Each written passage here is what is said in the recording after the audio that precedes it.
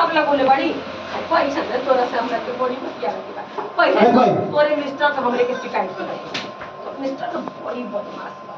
अरे अपनी तरफ से तो आदमी को हमरा के फोन नहीं खे करत अब कहो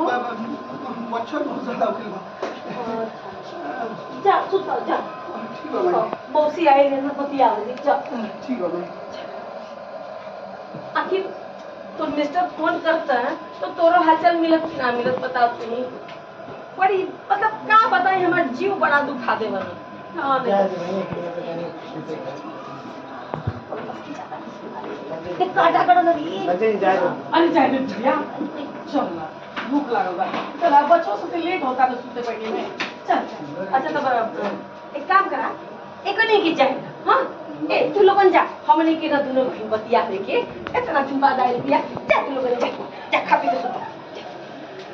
अरे गोपाल जी अच्छा गोपाल जी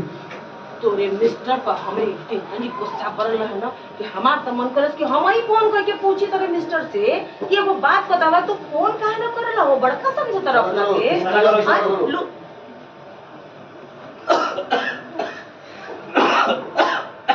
हैं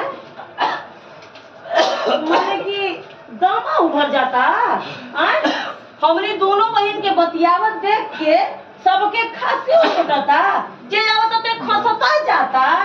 ए भगवान रे जाय सुरु नारायण ऐसन जरूरत कोना परिवार ना देखली ना रे देख अपने आंखें से देख अभी तोर मिस्टर का हमारे मिस्टर का देख हां चल सुन एक काम कर चल अपने कमरा में बैठ के रिएक्शन कमरे में लेके आने की बात कर दी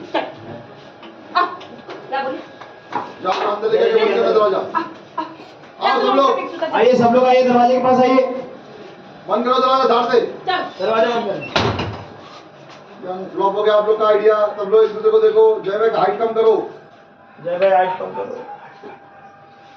कैसे हो बस अभी होल्ड पे रहो पोजीशन हाँ अभी सब लोग